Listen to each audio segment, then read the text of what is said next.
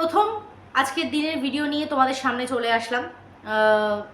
কোনো বেকার বাজে কথাতে যাব না, কিছু ইনফরমেশান দেওয়ার কথা আমি কালকে তোমাদেরকে বলেছিলাম, লাইভেও বলেছিলাম, আমি আমার ভিডিওতেও বলেছিলাম যে কিছু কথা আছে তোমাদের কাছে তুলে ধরবো। কারণ অনেক রকম জল্পনা কল্পনা, নানান রকম চিন্তা ভাবনা, ইম্যাজিনেশান, কারুর এটা মনে হচ্ছে, কারুর সেটা মনে হচ্ছে, নানান রকমের কিছু মানুষের মাথায় ঘুরছে। কেউ কল্পনায় ভাবছে, কেউ কিনা না দেখেও দেখতে পাচ্ছে, কেউ আওয়াজের দ্বারা বলছে, কারুর ইম্যাজিনেশান হচ্ছে, নানান রকম বিষয় কিন্তু তারা সেটাকে আমাদের সামনে তুলে ধরার চেষ্টা করেছে। অনেকেই আমাকে বলেছে যে রিম্পা তোমার কোথাও মিস হচ্ছে, ওখানে কিন্তু পেছনে যখন তিনজন গুজে গাজে বসেছিল তাহলে ফ্রন্ট সিটে কে ছিল, এইরকম নানান রকমের কিন্তু কথা উঠে এসেছে। তারপরে আমি দেখলাম যে হ্যাঁ হ্যাঁ, কথাটা তো সত্যি কথা, যে পিছনের সিটে যখন তারা তিনজনে বসেছে, তার মানে ফ্রন্ট সিটে ড্রাইভারের পাশে অবশ্যই করে কেউ ছিল।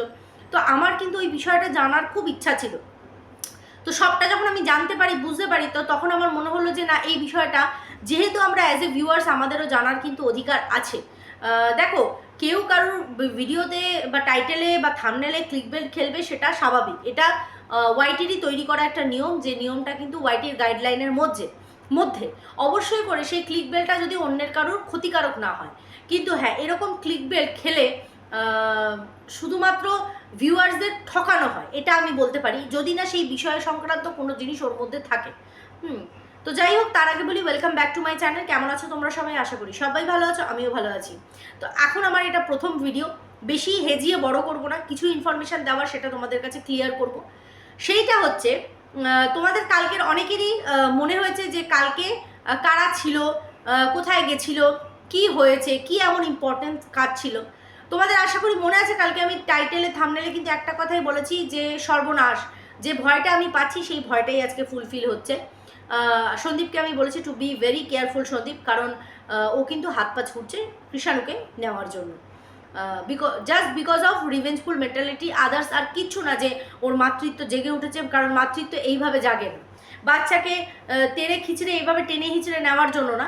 যে মা মানে বাচ্চার কাছে লোকে ভাববে যে যাচ্ছি, এরকম বলে বাতকুল্লা টাইটেল দিতে পারে। একটা বারের জন্য যতটা খিদে তার খাবারের প্রতি পেয়েছিল, যার জন্য সে ধাবা, কখনো মাদারসাটে ঘুরে বেরিয়েছে, সেখানে দাঁড়িয়ে তার কখনো মনে হয়নি যে আমার বাচ্চাকে দেখারও আমার প্রচণ্ড খিদে, আমার বাচ্চাকে বুকে জড়িয়ে ধরার আমার খিদে, আমার মাতৃত্বের খিদে, সেটা কিন্তু তার কোথাও মনে হয়নি। তো এইটাকে আমি ভণ্ডামি নাটক ছাড়া আমি কিছু বলবো না। তো তার আগেই বলি যে সবার আগে প্রথম তোমাদের ক্লিয়ার করি, তোমরা জানো যে কালকে একটা রেড কালারের গাড়ি গেছিলো, যেটা ওরা গেছে, আর সেই গাড়িটার পিছনে ওরা তিনজন গুজে গাজে বসেছিল। ওই পিঙ্ক শার্ট পরা ভদ্রলোকটি, মাঝখানে আমাদের পুনি ডার্লিং, আর এইদিকে কিন্তু গামলা, আর ফ্রন্ট সিটে কিন্তু একজন ড্রাইভারিং সিটের ড্রাইভার ছিল, আরেকটা সিটে কে ছিল এটা একটা ধন্দ। তো আরেকটা সবচেয়ে বড় ইনফরমেশান দিই, সেটা হচ্ছে ওদের গাড়ির সাথে কিন্তু আরেকটা গাড়িও কিন্তু সঙ্গে করে গেছে। এটা কিন্তু না ভিডিওতেও বলেছে, না কোথাও দেখিয়েছে, বাট আরেকটা গাড়ি ওদের সঙ্গে গেছে। এবার কারা ছিল ওই গাড়িতে, কি স্পেশাল অকেশন ছিল, বা কি স্পেশাল এমন কাজ ছিল যেটার জন্য ওদেরকে এখানে আসতে হয় বা এদেরকে নিয়ে যেতে হয়। তো সবার আগে একটা জিনিস ক্লিয়ার করি, না ওখানে ওয়াইটির সৌকল বকদাদা ছিল, না ফোকলা ছিল, ঠিক আছে? বকদাদা মানে ওয়াইটিতে এক একটা দাদা ঠিক খুঁজে নেয় না। তো যাই হোক, এই বকদাদার বিষয়ে অনেকেরই অনেক মন্তব্য, কালকে দালালের মুখেও শুনলাম ভীষণ চালু চিজ, ভীষণ চালু মাল। হতেই পারে, কারণ যে প্রফেশনের সাথে উনি জড়িত, সেখানে চালুগিরি করেই ওনাকে চলতে হবে। তো না হয় চালুগিরি করলো, যদি না সেই চালুগিরিটা অন্যের পক্ষে ক্ষতি হয়। কিন্তু ওনার ক্ষেত্রে আমি একটা কথাই বলবো, যেটা আমার মনে হয় পার্সোনালি, সেটা হচ্ছে উনি যদি অ্যাজ এ ফাদার ফিগার উনি যদি বিষয়টাকে একটু ভেবে দেখতেন। কারণ যে মায়ের জন্য উনি লড়াই করার চেষ্টা করছেন, সেই মা কিন্তু অনায়াসে তার বাচ্চাকে ফেলে রেখে চলে এসেছিল, তার কাছ থেকে কেউ তার বাচ্চাকে কেড়ে নেয়নি।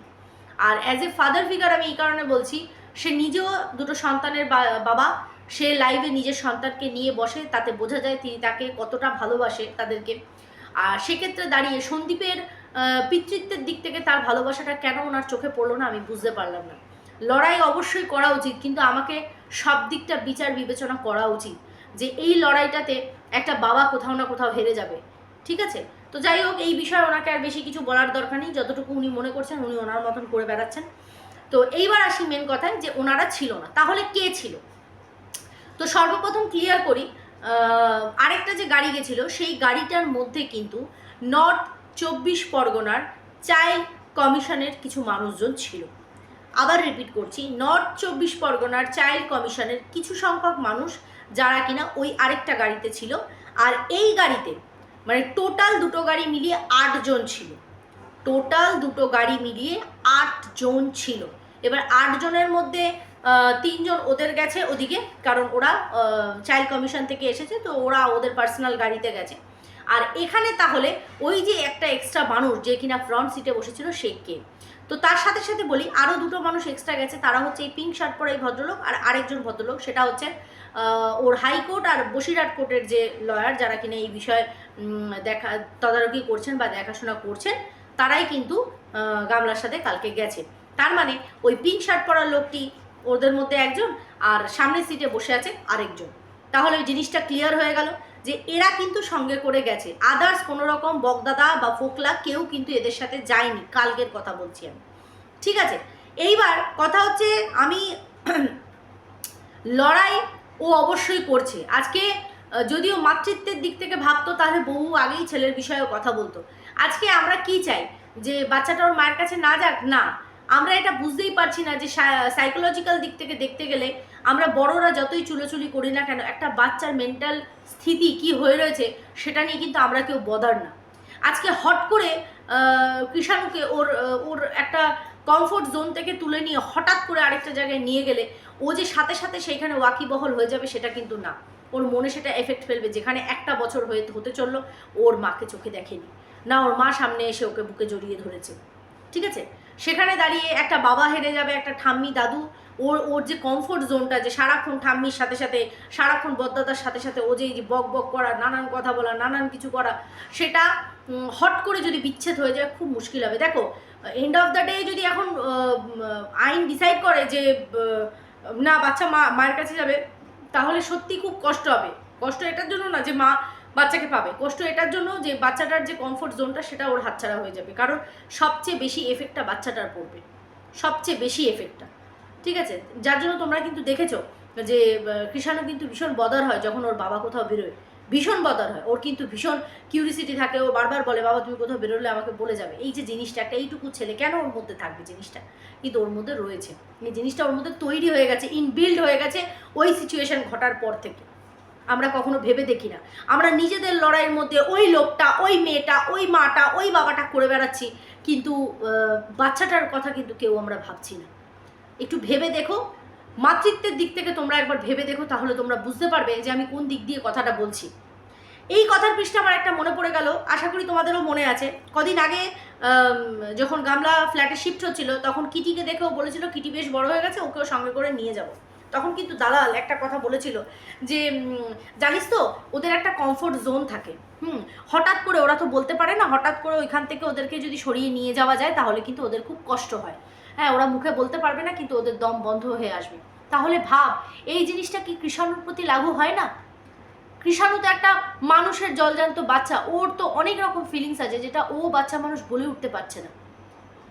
একটা বেড়াল ছানার যদি কষ্টটা হয়ে থাকে, তাহলে কৃষাণুর দিকটা কেন ভাবা হচ্ছে না? কেন তাকে বাবার কোল থেকে ছিনিয়ে নিয়ে মায়ের কোলে দিয়ে দেওয়ার কথা বলা হচ্ছে? শুধুমাত্র জেতার তাগিদে, শুধুমাত্র জেতার তাগিদে, যে আজকে যদি গামলার কাছে বাচ্চা চলে যায়, গামলার তরফের কিছু মানুষরা হই হুল্লোড় করবে, পার্টি করবে, এটার জন্য। কিন্তু একবারও কেউ বাচ্চাটার কথা ভাবছে না। কথাটা সেখানে। ও আজকে প্রচুর হাত পা মারছে। কেন মারছে? আজকে একটা বাচ্চা সুষ্ঠু জায়গায় রয়েছে, ব্যাস থাকুক। ও এটা অ্যাপ্লাই করতেই পারতো যে আমি বাচ্চাটার সাথে দেখা করতে চাই, ওর কাছে যেতে চাই, যখন যখন আমার দরকার হবে আমি তখন আমার বাচ্চার সাথে গিয়ে দেখা করব। আইন সে তা মানতে বাধ্য হতো, কিন্তু সম্পূর্ণভাবে বাবার কোল থেকে ছিনিয়ে নিয়ে এসে নিজের কাছে রাখা এটা ঠিক না। ওর বক্তব্য বাচ্চা আমার কাছে থাকবে, ওর বাবার যখন মনে হবে সে এসে দেখবে। কিন্তু একটা বছর যখন সে ছিল না, সে একবার ভেবে দেখেনি যে তার সেই বাচ্চাকে কিন্তু আগলে রেখেছিল এরা। তাহলে বাচ্চারা তাদের পরস্পরের টান তাদের প্রতি কতটা রয়েছে, যতটা ওর কিচ্ছু নেই। ও কালকে মায়ের মানে ওর জম্মের খিদে পেয়েছে, জম্মের গেলা সারাদিন গিলে বেরিয়েছে। সেই গেলার কথা বলতে বলতে ওর ব্লক শেষ হয়ে গেল। কই সেখানে তো একবারও চাইল্ড কমিশন নিয়ে গেছিস বলে যে ছেলের কথা একবারও বললি, সেটা তো বললি না। তো তোকে বলে এইসব কথা কোনো লাভ নেই। তো যাই হোক, আমি তোমাদের কাছে আশা করি বিষয়টা ক্লিয়ার করতে পারলাম। এটাই ছিল ফ্যাক্ট। ফালতু বলে ভিডিওটাকে বড় করবো না। অবশ্যই করে নেক্সট আরেকটা ভিডিও নিয়ে তোমাদের কাছে চলে আসবো। ততক্ষণের জন্য সবাই খুব ভালো থেকো, সুস্থ থেকো।